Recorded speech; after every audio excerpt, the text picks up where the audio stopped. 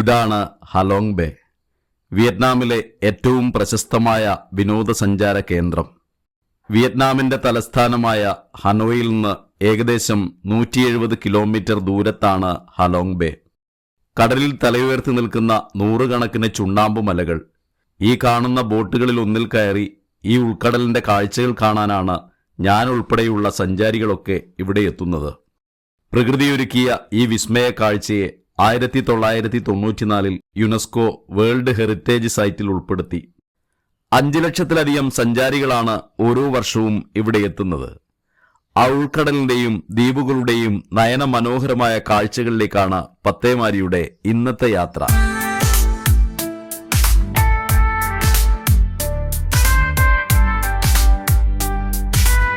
വിയറ്റ്നാമിന്റെ തലസ്ഥാന നഗരമായ ഹനോയിലെ ടൂർ ഏജൻസികളാണ് പ്രധാനമായും അവിടേക്കുള്ള പാക്കേജുകൾ നടത്തുന്നത്.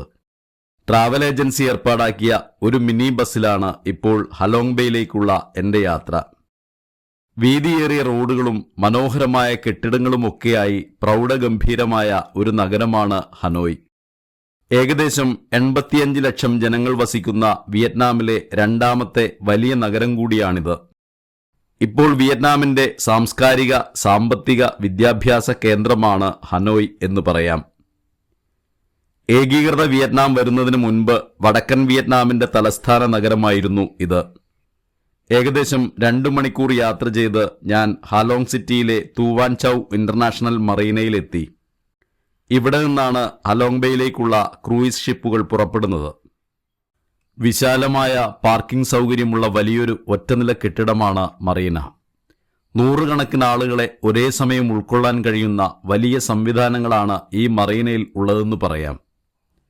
സ്വദേശികളും വിദേശികളുമായി നൂറുകണക്കിന് സഞ്ചാരികൾ. വിശ്രമിക്കാനും ചെറിയ സ്നാക്സുകൾ ഉൾപ്പെടെ കഴിക്കാനുമുള്ള റെസ്റ്റോറന്റുകളുമൊക്കെ ഇവിടെയുണ്ട്. വെയിറ്റിംഗ് ലോഞ്ചുകൾ, ഓപ്പറേഷൻ റൂമുകൾ, ടിക്കറ്റ് കൗണ്ടർ തുടങ്ങിയവ പ്രവർത്തിക്കുന്നതിനായി 8000 മീറ്റർ സ്ക്വയർ വലിപ്പമുള്ള കെട്ടിടമാണുള്ളത്. $40 കൊടുത്ത് ഒരു ഡേ ക്രൂയിസ് ട്രിപ്പാണ് ഞാൻ ബുക്ക് ചെയ്തത്. പേര് രജിസ്റ്റർ ചെയ്ത് ചെക്കിംഗ് കഴിഞ്ഞ് ഞാൻ അവർക്കിടയിലൂടെ മുന്നോട്ട് നടന്നു.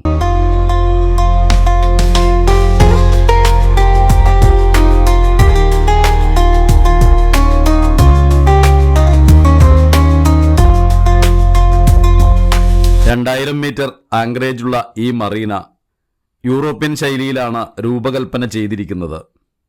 ഒരേ സമയം 3000 യാത്രക്കാരെ ഉൾക്കൊള്ളാൻ കഴിയും ഈ മറീനയ്ക്ക്. മറീനയ്ക്ക് ചുറ്റുമായി ആ കാണുന്ന കെട്ടിടങ്ങളൊക്കെ ഹോട്ടലുകളും റെസ്റ്റോറന്റുകളുമാണ്. ചെറുതും വലുതുമായി പലതരത്തിലുള്ള ബോട്ടുകൾ, പലതും സഞ്ചാരികളെ കയറ്റാനായി മറീനയിലേക്ക് വരുന്നതാണ്. യാഗി ചുഴലിക്കാറ്റ് വിയറ്റ്നാമിന്റെ മണ്ണിൽ ദുരന്തമായി പെയ്തിറങ്ങിയിട്ട് ഏതാനും ദിവസങ്ങൾ മാത്രമേ ആയിട്ടുള്ളൂ. ആ കൊടുങ്കാറ്റിന്റെ ഭാഗമായി വന്ന മഴ ഇടയ്ക്കിടെ വന്ന് എന്റെ ട്രിപ്പിന്റെ രസം കെടുത്തുന്നുമുണ്ട്. മനോഹരമായ ഒരു സ്ഥലത്താണ് മറീന എന്ന് പറയാം. ദൂരെ ഉൾക്കടലിൽ തലയുയർത്തി നിൽക്കുന്ന ചുണ്ണാമ്പുമലകൾ കാണാം. ഓളപ്പരപ്പിൽ തെന്നി നീങ്ങുന്ന ജലവാഹനങ്ങളും.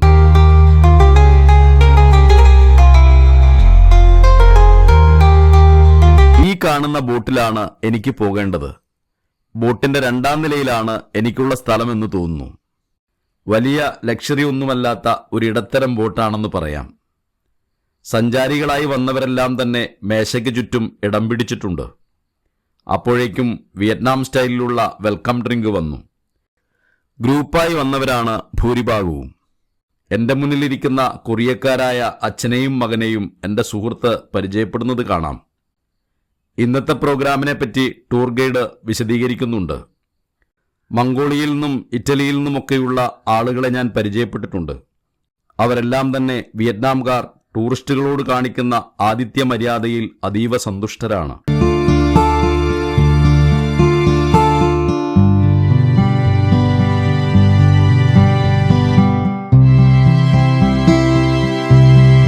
കുറച്ചു സമയം അങ്ങനെ ഇരിക്കുമ്പോഴേക്കും ഭക്ഷണം വന്നു തുടങ്ങി. തനി വിയറ്റ്നാം രീതിയിലുള്ള ഭക്ഷണമാണെന്ന് പറയാം. ചിക്കനും ഫിഷും കൊഞ്ചും കക്കയിറച്ചിയും ഒക്കെയാണ് പ്രധാന വിഭവങ്ങൾ. പലതിൻ്റെയും രുചി നമുക്കിഷ്ടമാവുന്ന തരത്തിലല്ല. പക്ഷേ ഈ നാടിന്റെ രുചി അറിഞ്ഞ് ഈ നാടിന്റെ കാഴ്ചകൾ കാണാനാണല്ലോ നമ്മളിവിടെ എത്തിയത്. അതുകൊണ്ട് തന്നെ എൻ്റെ യാത്രകളിൽ ഇതൊക്കെ ഞാൻ നന്നായി ആസ്വദിക്കാറുണ്ട്. കൊറിയക്കാരായ ആ അച്ഛനും മകനും ഭക്ഷണം നന്നായി ആസ്വദിച്ച് കഴിക്കുന്നുണ്ട് എന്നെനിക്ക് തോന്നി. കുറച്ച് പച്ചക്കറിയും പകുതി കുക്ക് ചെയ്ത കൊഞ്ചും ചെറിയൊരു ചിക്കനും കഴിച്ച് ഞാൻ മുകളിൽ നിന്നുള്ള കാഴ്ചകൾ കാണാനായി നടന്നു.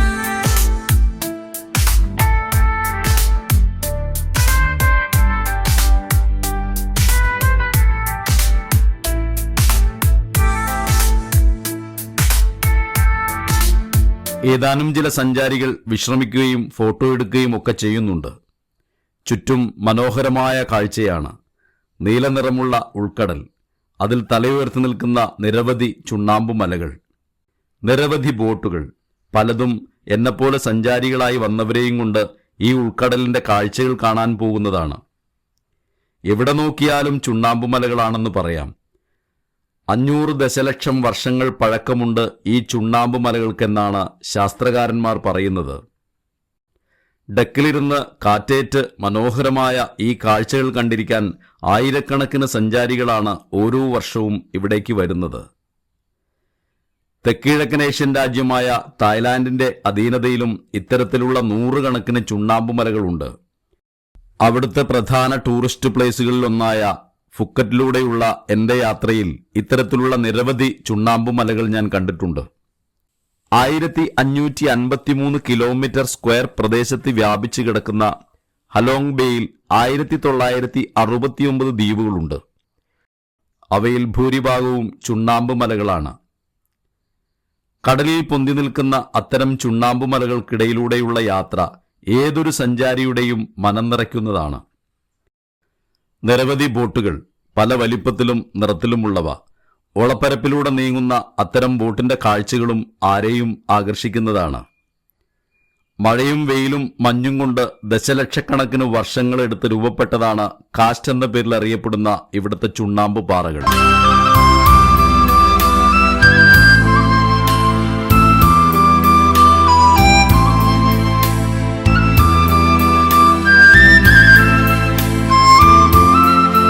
ടൂറിസ്റ്റുകളായി വന്നവരിൽ ഭൂരിഭാഗം പേരും വിയർന്നുകൊണ്ടാണ് ഈ ഡെക്കിലിരുന്ന് കാഴ്ചകൾ കാണുന്നത്. വിശാലമായ ഒരു ഡെക്കാണ്.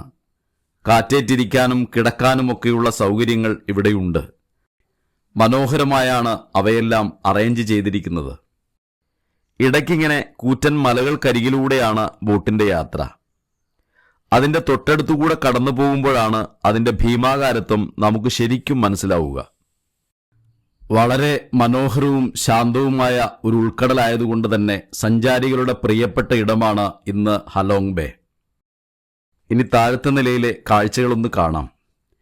മുകളിലേതിന് സമാനമായ കാഴ്ചകളാണ് ഇവിടെയും. ഒരു ചെറിയ ബാറുണ്ട്. എല്ലാ തരത്തിലുള്ള മദ്യവും ബിയറുമൊക്കെ ഇവിടെ കിട്ടും. പക്ഷേ അത് ടൂർ പാക്കേജിൽ ഉൾപ്പെട്ടിട്ടില്ല. അതിനാൽ ഭീമമായ തുകയാണ് ഈടാക്കുന്നത്. $150 കൊടുത്തുള്ള വലിയ ലക്ഷറി ബോട്ടിലുള്ള പാക്കേജുകളിൽ ഭക്ഷണവും അതിനോടൊപ്പം മദ്യവും ബിയറുമൊക്കെ ഫ്രീ ആയി കിട്ടുമെന്ന് എന്നോട് ട്രാവൽ ഏജന്റ് ബുക്കിംഗ് നടത്തുന്ന വേളയിൽ പറഞ്ഞിരുന്നു. ചെറിയ ബഡ്ജറ്റിൽ യാത്ര ചെയ്യുന്ന എനിക്ക് $40 തന്നെ ഒരു വലിയ തുകയായിട്ടാണ് തോന്നിയത്. എൻ്റെ യാത്ര ഒരു ഡേ ക്രൂയിസ് പാക്കേജാണ്. രാവിലെ 8 മണിക്ക് ഹോട്ടലിൽ നിന്ന് തുടങ്ങി രാത്രി 8 മണി വരെയുള്ള സമയം. 1-2 ദിവസം ഇവിടെ ക്രൂയിസ് ഷിപ്പുകളിൽ താമസിച്ച് നടത്തുന്ന ടൂർ പാക്കേജുകളുമുണ്ട്.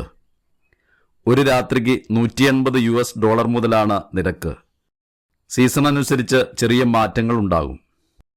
10,000 വർഷങ്ങൾക്ക് മുമ്പ് തന്നെ ഈ പ്രദേശത്ത് ചരിത്രാതീത മനുഷ്യരുടെ സാന്നിധ്യമുണ്ടെന്ന് ചരിത്ര ഗവേഷകർ തെളിയിച്ചിട്ടുണ്ട്. വർഷങ്ങൾക്ക് മുമ്പ് മീൻപിടിക്കുന്നവരുടെ ഗ്രാമങ്ങളായിരുന്നു ഈ ദ്വീപുകളിൽ പലതും. കാലം മാറിയതിനനുസരിച്ച് അവരും ഈ നാട് വിട്ട് മറ്റിടങ്ങളിലേക്ക് ചേക്കേറി. ഈ കാണുന്ന ദ്വീപാണ് ടീ ടോപ്പ് ഐലൻഡ്. ഹലോങ് ബേയിലൂടെയുള്ള യാത്രയിൽ നമ്മൾ ആദ്യം എത്തിച്ചേരുന്നത് ഈ ദ്വീപിലാണ്. ദ്വീപിനു ചുറ്റും എനിക്ക് മുമ്പേ സഞ്ചാരികളെയും കൊണ്ടുവന്ന ബോട്ടുകൾ കാണാം. ഹലോങ് ബേ ഏരിയയിലെ ഏറ്റവും മനോഹരമായ ദ്വീപുകളിലൊന്നാണ് ടീ ടോപ്പ്.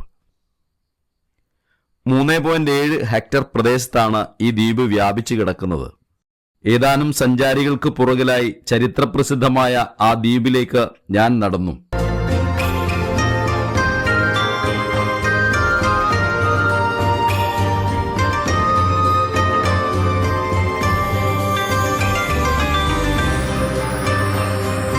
തുവാൻചൌ തുറമുഖത്ത് നിന്ന് ഏകദേശം 7 കിലോമീറ്ററും ബായ്ചായ് പ്രദേശത്ത് നിന്ന് 14 കിലോമീറ്ററും അകലെയാണ് ചന്ദ്രക്കലയുടെ ആകൃതിയിലുള്ള ഈ ദ്വീപ്.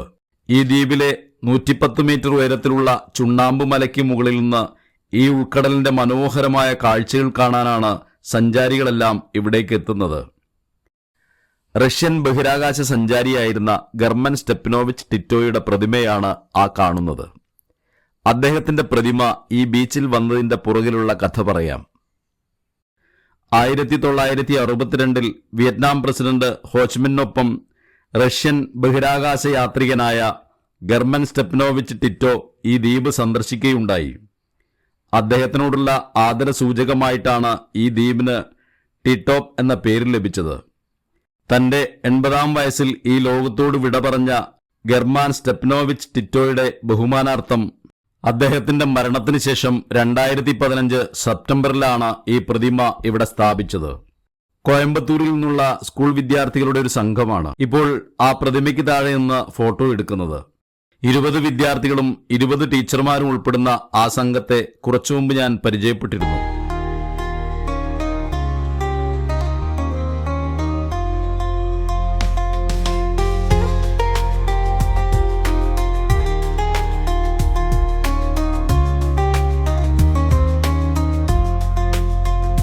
ഇവിടെ വലിയൊരു ഡെക്കുണ്ട്. സഞ്ചാരികളായി വന്നവരൊക്കെ അവിടെ നിന്ന് ഫോട്ടോ എടുക്കുന്നുണ്ട്. ഞാനും അങ്ങോട്ട് നടന്നു. 100 കണക്കിന് സഞ്ചാരികളാണ് ഓരോ ദിവസവും ഈ ദ്വീപിലെത്തിക്കൊണ്ടിരിക്കുന്നത്. അവരെ സ്വീകരിക്കാനുള്ള എല്ലാ അടിസ്ഥാന സൗകര്യങ്ങളും പ്രാദേശിക ഗവൺമെന്റ് ഇവിടെ ഒരുക്കിയിട്ടുണ്ട്. താഴെ ബീച്ചിൽ ഈ മലമുകളിലേക്ക് പോകാതെ നിന്ന സഞ്ചാരികൾ കുളിക്കുകയും നീന്തുകയും ഒക്കെ ചെയ്യുന്നുണ്ട്. 1905 ഒരു കപ്പൽ തകർന്നു മരിച്ച ഫ്രഞ്ച് നാവികരെ ഇവിടെയായിരുന്നു അടക്കം ചെയ്തിരുന്നത്. അതിനാൽ നാട്ടുകാർ ഇതിനെ റെഡ് ക്രോസ് ദ്വീപ് അല്ലെങ്കിൽ സെമിത്തേരി ദ്വീപ് എന്ന് വിളിച്ചു പോന്നു. ഇതിവിടുത്തെ ലൈഫ് ഗാർഡിന്റെ ക്യാബിനാണ്. താഴെ കടലിൽ കുളിക്കുന്ന സഞ്ചാരികളെ കൃത്യമായി അയാൾ ഇവിടെ നിന്ന് നിരീക്ഷിക്കുന്നുണ്ട്. ഏകദേശം 450 പടികൾ കയറി വേണം ഈ ചുണ്ണാമ്പ് മലയുടെ മുകളിലെത്താൻ. ഒരൽപ്പം സാഹസമാണെങ്കിലും ഹലോങ്ബയുടെ കാഴ്ചകൾ കാണാം എന്ന ഒറ്റ ആഗ്രഹം കൊണ്ട് മാത്രമാണ് ഞാൻ കഷ്ടപ്പെട്ട് ഈ മലമുകളിലേക്ക് കയറാൻ തീരുമാനിച്ചത്. ഏകദേശം അരമണിക്കൂർ സമയം കൊണ്ടാണ് എനിക്ക് മലമുകളിലെത്താൻ കഴിഞ്ഞത്. ഈ കാണുന്നത് ഒരു മൊബൈൽ ടവറാണ്. യാഗി കൊടുങ്കാറ്റിൽ ഇതിവിടെ തകർന്നു വീഴുകയായിരുന്നു. മുകളിൽ നിന്ന് താഴെ ഉൾക്കടലിന്റെ കാഴ്ച ഇതാണ്. പച്ചകലർന്ന നീല നിറത്തോടുകൂടിയ മനോഹരമായ ഉൾക്കടൽ.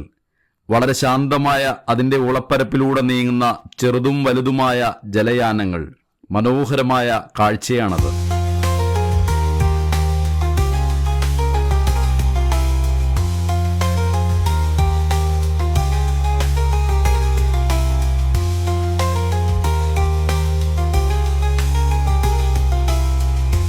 സമയം അവിടെ ചിത്രീകരിച്ച് വിശ്രമിച്ചതിന് ശേഷം ഞാൻ തിരികെ നടന്നു.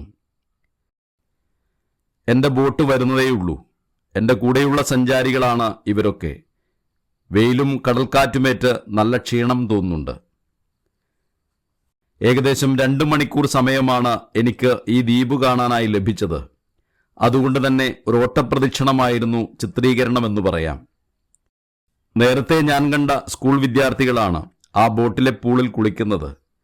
എന്റെ ക്യാമറ കണ്ടതും അവർ എനിക്ക് നേരെ കൈവീശി കാണിക്കുന്നുണ്ട്. സ്കൂൾ വിദ്യാർത്ഥികളെപ്പോലും വിദേശത്തേക്ക് ടൂർ കൊണ്ടുപോകുന്ന രീതിയിൽ നമ്മുടെ നാടും സ്കൂളും മാറിയത് സന്തോഷകരമായ ഒരു കാര്യം തന്നെയാണ്. അതിനു മുൻകൈയെടുത്ത അധ്യാപകരെയും രക്ഷിതാക്കളെയും അഭിനന്ദിക്കാതെ വയ്യ.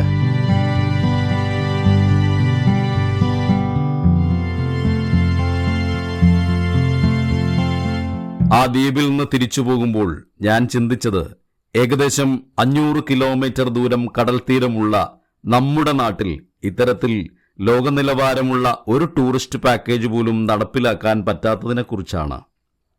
ഈ കടപ്പുറത്തോ ടൂറിസ്റ്റ് കേന്ദ്രങ്ങളിലോ ഒരു പ്ലാസ്റ്റിക് വേസ്റ്റോ ചപ്പുചവറുകളോ നമുക്ക് കാണാൻ കഴിയില്ല.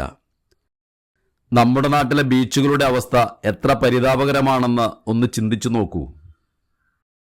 ഒരിക്കൽ സെമിത്തേരി ദ്വീപ് എന്നറിയപ്പെട്ടിരുന്ന ടീടോപ്പ് ദ്വീപിൽ നിന്നും ഹലോങ് ബേയിലെ കയാക്കിംഗ് സ്പോട്ടിലേക്കാണ് ഇനി പത്തേമാരിയുടെ യാത്ര.